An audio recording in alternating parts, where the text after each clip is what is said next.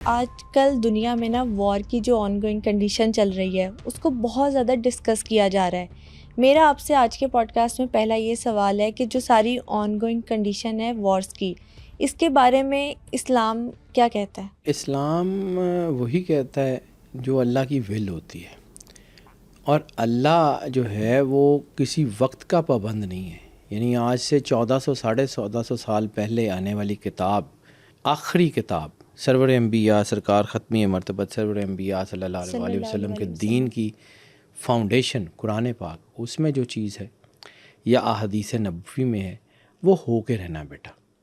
بہت سارے لوگ اس کی بیس کے اوپر ریسرچ کر کے اپنی جو ہے وہ چیزیں تو دے سکتے ہیں، لیکن بیسیکلی اس کی فاؤنڈیشن وہی ہے جو اللہ نے کہا ہے یا سرور انبیاء صلی اللہ علیہ وآلہ وسلم بادشاہ کونین نے فرمایا. بات یہ ہے کہ جنگیں تو یہ ہونی ہے، اس کو کوئی روک نہیں سکتا. آپ یا میں اس پہ بات کر رہے ہوں تو وہ جو نیگیٹو طاقتیں ہیں جنہیں دنیا سیکرٹ سوسائٹیز کہتا ہے، ان کو خود سے بہت سال پہلے سے پتہ ہے کہ کون سی جنگ کب ہونی ہے. وہ جو میں نے ایک ڈاکومنٹ کا ذکر کیا تھا شاید پچھلی پوڈ کاسٹ میں کہ سلطان حمید کو ایک ڈاکومنٹ ملا تھا اس سے 200 سال پہلے کا. Yes exactly. ٹھیک ہے، اس میں 3 ورلڈ وارز کا ذکر ہے، اور ایک سرور انبیاء صلی اللہ علیہ وآلہ وسلم بادشاہ کونین کی احادیث میں 6 سال لمبی جنگ کا ایک اشارہ ملتا ہے. اس کے ضمن میں ایک بہت بڑی مستند متواتر اسناد کے ساتھ جو ہے وہ ایک حدیث موجود ہے. ابن ماجہ نے اس کے اوپر کام کیا، ابو داؤد نے کام کیا، بخاری اور مسلم میں بھی اس کو جو ہے وہ ایک جگہ ملی ہوئی ہے اور یہ حدیث موجود ہے. ایگزیکٹلی چونکہ مجھے بخاری اور مسلم کا باب یاد نہیں، اس لیے میں اس کو اس طرح کوٹ نہیں کر رہا، لیکن یہ بہرحال اس میں ہے، یہ صحیحین کی حدیث ہے. تم دیکھو گے کہ وہ لوگ جن کے پیروں میں جوتے بھی نہیں ہوں گے دنیا کی بہت بڑی طاقتوں کا ناک زمین پہ رگڑ دیں گے. وہ لوگ کہ جن کے پیروں میں جوتے بھی نہیں ہوں گے دنیا کی بڑی طاقتوں کا ناک زمین پہ رگڑ دیں گے. پھر ایک اور حدیث جہاں سے اس مضمون کو شروع کرتا ہوں، اس کے بعد آگے جائیں. رسالت مآب سرور انبیاء صلی اللہ علیہ وآلہ وسلم بادشاہ کونین نے فرمایا کہ خطہ عرب اس وقت تک تباہ نہیں ہوگا جب تک کہ عرب کے بادشاہ بت پرستوں کے ساتھ مل کے بت پرستی شروع نہ کر دیں. عرب کے بادشاہ بت پرستوں کے ساتھ مل کے بت پرستی شروع نہ کر دیں. ٹیمپلز بنتے دیکھ لی ہیں آپ نے، مندر بنتے ہوئے دیکھ لی ہیں آپ نے. ایک اور ریومر بھی انٹرنیٹ پر گردش کر رہا ہے کہ سعودی عرب میں لات اور منت جو آئیڈلس ان کی دوبارہ سے ورشپ سٹارٹ ہو رہی ہے. بیٹا سرور انبیاء صلی اللہ علیہ وآلہ وسلم بادشاہ کونین نے جو کچھ کہا ہے وہ ہو کے رہے گا، اس کو کوئی دنیا کی طاقت ڈینائی نہیں کر سکتی. یہ ہوگا. خطہ عرب کی تباہی کا ذکر ملتا ہے، ٹھیک ہے. وہ ایک حدیث ہے جس کا ذکر ڈاکٹر عبدالسلام عارف نے بھی کیا، اور وہ تو بہت بڑے آدمی ہیں، بڑے لائق آدمی ہیں، میں تو عام سا آدمی ہوں، لیکن انہوں نے جس ضمن میں کیا ہے وہ 100% ٹھیک ہے. جو سرور انبیاء نے کہا تھا عمران اور بیت المقدس خرب یسرب، ٹھیک ہے، کہ جب بیت المقدس میں آبادی ہوگی، خوشی ہوگی، مدینہ خراب ہوتا جائے گا. مدینہ میں ویرانی، سنسانی، آباد کاری مدینہ کی ویرانی ہوگی، ٹھیک ہے. یہ لفظ ایسے ہی ہیں. اب عمران کا ترجمہ جو ڈاکٹر عبدالسلام عارف نے کیا ہے، میں کوٹ اینڈ کوٹ جو انہوں نے کیا ہے، میری ریسرچ نہیں ہے، میں وہ بڑے آدمی ہیں، انہوں نے جو کیا ہے اس کا ترجمہ آباد کاری بھی ہے، اس کا ترجمہ جو ہے وہ ایکسپینشن بھی ہے، عمارتوں کا بننا بھی ہے، اور اس کا ترجمہ جو ہے وہ اس کا وسیع ہونا بھی ہے. تینوں حوالوں سے اس وقت بیت المقدس میں یہودی آباد کاری بھی ہو رہی ہے. وہاں دنیا کی بڑی ایمبیسیز بھی بن رہی ہیں، وہاں دنیا کے جو ہے وہ بڑی کمپنیز اپنے آفیسز کھولنے جا رہی ہیں. تو جیسے وہ وہاں پہ ترقی کر رہا ہے، ویسے مدینہ کے ارد گرد رسالت مآب سرور انبیاء نے کہا ہے کہ منفی طاقتیں دجال اور اس کی فوج مدینے میں داخل نہیں ہوگی، لیکن اس کا یہ مطلب نہیں ہے کہ مدینہ کے آؤٹسکرٹس جو ہیں وہ ان کے قبضے سے جو ہے وہ باہر رہیں گے، مدینہ کے آؤٹسکرٹس میں۔ پھر ایک اور حدیث سرور انبیاء صلی اللہ علیہ وآلہ وسلم نے فرمایا تھا کہ جب خطہ عرب سبز ہونا شروع ہو جائے تو آنے والے وقت کی تیاری کرو، تمہارے گھروں میں فتنے ایسے داخل ہوں گے جیسے بارش کے قطرے۔ میں ریسنٹلی عمرہ کر کے آیا ہوں، مکے سے مدینہ جاتے ہوئے، مطلب کبھی ہم پہلے جایا کرتے تھے، اللہ کی مہربانی ہے وہ لے جاتا ہے، اس اپنی اوقات حیثیت تو نہیں ہے الحمدللہ۔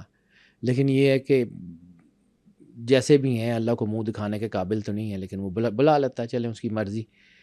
مدینے سے مکہ جاتے ہوئے اور مکے سے مدینے آتے ہوئے جتنے پہاڑ ہیں سب گرین ہیں۔ کبھی وہاں سیاہ پہاڑ ہوتے تھے، چٹیل بغیر کوئی گھاس کا تنکا نہیں ہوتا تھا، وہاں سب پہاڑ گرین ہو چکے ہیں۔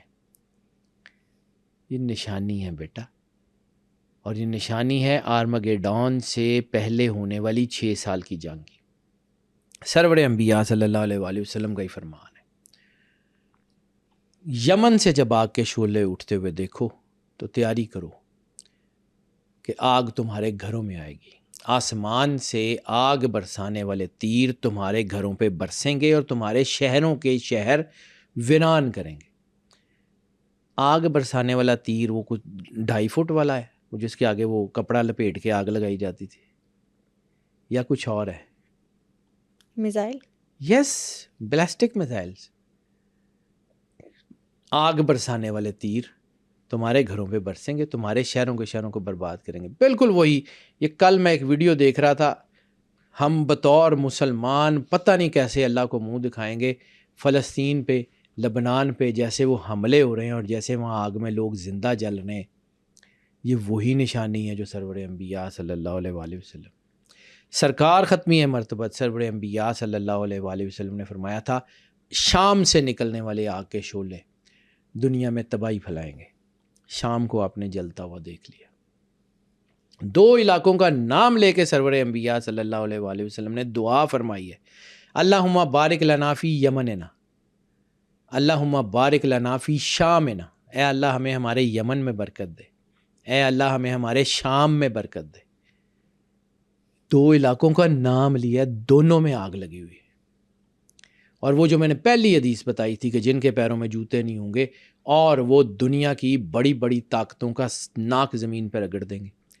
ریڈ سی میں آپ نے امریکی بیڑوں کو بھاگتے ہوئے اور ڈوبتے ہوئے دیکھا، وہ یمن کی فوج جن کے پاس یونیفارم نہیں ہے، جن کے پاس بوٹس نہیں ہیں، جن کے پاس جوتے نہیں ہیں، انہوں نے میزائل مار مار کے بڑی بڑی طاقتوں کو ریڈ سی سے باہر نکلنے پہ مجبور کر دیا۔ کون ہے ان کے پیچھے کھڑا ہوا؟ کون ہے جو ابابیلوں سے ہاتھی مرواتا ہے؟ کون ہے جو چڑیوں سے باز کو مرواتا ہے؟ کون ہے جو مچھر سے نمرود کو مروا دیتا ہے؟ کوئی تو ایسی طاقت اس کائنات میں ہے نا جس نے توازن برقرار رکھنا ہے۔ اگر نیگیٹیوٹی اتنی طاقتور ہے، میں نے پہلے بھی ایک دفعہ عرض کی تھی کہ اگر منفی طاقتیں اتنی طاقتور ہیں کہ پوری دنیا کی اکانومی ان کے قبضے میں ہے، پوری دنیا کا میڈیا ان کے قبضے میں ہے، پوری دنیا کی طاقتیں ان کے قبضے میں، تو پازیٹیو طاقتوں نے چوڑیاں تو نہیں پہنی ہوئی۔ اللہ جس سے چاہے گا جب چاہے گا اپنا کام لے لے گا، اللہ کی مرضی۔ اور ریڈی رہیے گا۔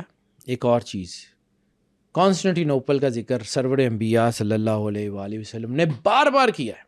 کانسٹنٹینوپل، کانسٹنٹینوپل جس کو آج استنبول کہتے ہیں، ٹھیک ہے، ٹرکی کا کیپٹل، ٹرکی کا کیپٹل تو انقرہ ہے، استنبول، کانسٹنٹینوپل۔ کبھی یہ سوچئے گا کہ کیوں سرور انبیاء صلی اللہ علیہ وآلہ وسلم نے اس کانسٹنٹینوپل کا اتنا کانسٹنٹلی ذکر کیا ہے؟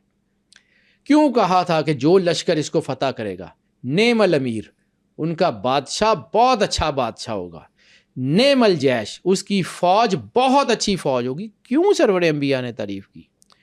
اور پھر ایسا کیا کیا سلطان محمد فاتح نے کہ دنیا اس کی تعریف کرنے پہ آج بھی مجبور ہے؟ اس نے کیا کیا تھا؟ ایک متھ تھی کانسٹنٹینوپل میں کہ یہ اس وقت صرف فال کرے گا جب کشتیاں پہاڑوں پہ چلیں گی۔ وہ سوچ ہی نہیں سکتے تھے کہ کشتیاں پہاڑوں پہ کیسے چل سکتی ہیں۔ یہ متھ تھی ان کی کہ یہ کیسے ہو سکتا ہے کہ کشتیاں پہاڑوں پہ چلیں۔ تو سلطان محمد فاتح نے کیا کیا تھا؟ کشتیوں کو پہاڑوں سے کراس کروا کے دوسری طرف سمندر میں اتار دیا تھا. صوبہ کانسٹینٹینوپل فال ہو گیا تھا. اوکے. کبھی ہسٹری پڑھیے نا, ہم اپنے بچوں کو نہیں پڑھنے دیتے نا, ہمارے تو یہ نان پیئنگ سبجیکٹ کر کے بند کر دیے میں. بیٹا کبھی صرف یہ سوچو, آتا ہوں اس ٹاپک کے اوپر جس کے اوپر ہم بات کریں, لیکن ایک سوچو, بالکل ٹھیک. دنیا کی سب سے بڑی پرشین عربک چیئر کیمبرج میں کیوں ہے؟ کیمبرج میں فارسی عربی پڑھانے کی ضرورت کیا ہے؟ وائی دے آر ویسٹنگ دس مچ منی؟ اتنے ڈالرز لگا کے اتنی بڑی بڑی یونیورسٹیز میں اتنی بڑی بڑی چیئرز بنا کے اتنے بڑے ڈپارٹمنٹس بنا کے کام کریں, کیوں؟ دنیا کی سب سے بڑی اسلامک ریسرچ چیئر 2 ہیں, ایک تل اویو میں ہے, ایک میونک میں ہے, جرمنی میں. وہ اسلام کی ریسرچ کیوں کرا رہے ہیں؟ ان کو کیا ضرورت پیش آ گئی یہ سبجیکٹ پڑھانے کی؟ وائی؟ کبھی سوچئے گا. اس کا ترجمہ, اس کا جواب بہت آسان ہے, آپ کے اندر سے آپ کو جواب مل جائے گا. دنیا کی سب سے بڑی مسٹیکل ریسرچ چیئر ٹیکسس امریکہ, وہ تصوف کیوں پڑھا رہے ہیں؟ ہمارے ہاں تو یہ سبجیکٹ پڑھائے نہیں جاتے. ہماری یونیورسٹیز کو کہا جاتا ہے یہ نان پیئنگ سبجیکٹ ہیں, فارسی عربی یہ تو آپ نے پڑھنا ہی نہیں ہے, یہ تو بچوں کو پڑھا کے فائدہ ہی کوئی نہیں ہے. کبھی ہم اسٹیم ایجوکیشن کے پیچھے لگا دیتے ہیں, کبھی اسٹیم ایجوکیشن کے پیچھے لگا دیتے ہیں. ہماری پالیسیز تو وہ کسی اور طرح ڈائریکٹ کرتے ہیں. ان کی پالیسیز یہ کیوں ہیں؟ ان کی پریورٹیز یہ کیوں ہیں؟ وہ کیوں پڑھا رہے ہیں؟ کوئی تو وجہ ہوگی. تو بیٹا وہ ہمارے اسلام کی ریسرچ اس لیے نہیں کرا رہے کہ ان کو اسلام سے کوئی بڑی دوستی ہے. وہ اسلام کے اندر رفٹس ڈھونڈ کے ہماری لڑائی کرانے کے لیے کرا رہے ہیں. امپورٹڈ مولوی وہاں سے آتے ہیں. ٹھیک ہے, ہمارا جو تصوف کا خانقاہی سسٹم تھا وہ دنیا کا بڑا مضبوط خانقاہی سسٹم تھا. اس کی تباہی اتارنے کے لیے, اس کا بیڑا غرق کرنے کے لیے وہاں سے لوگ پلانٹ کیے جاتے ہیں. یہ انٹرنیشنل سازش ہے. اب کوئی لوگ کہتے ہیں کہ جی آپ جو ہے مفروضوں کی بنیاد پہ بات کرتے ہیں, جو مجھے سمجھ آتی ہے میں اس کی بات کرتا ہوں. ٹھیک ہے, پرشین عربک میں ہماری سب سے بڑی سورس بکس ہیں. ہمارے بچوں کو فارسی عربی سے دور کر دیا گیا, کہیں وہ خود نہ پڑھ لیں. ان کو صرف وہی انفارمیشن ملے گی جو گوگل پہ موجود ہے. ہمارے مینوسکرپٹ کو برٹش گورنمنٹ نے جہازوں پہ, سمندری جہازوں پہ لدوا کے انگلینڈ لے جاتے ہوئے جہاز ڈبو کے ہمارے مینوسکرپٹ, وہ جو کتابیں ان کو چاہیے تھی وہ آج بھی رائل میوزیم میں پڑھی ہوئی ہیں, مینوسکرپٹ لائبریری میں آج بھی پڑھی ہوئی ہیں.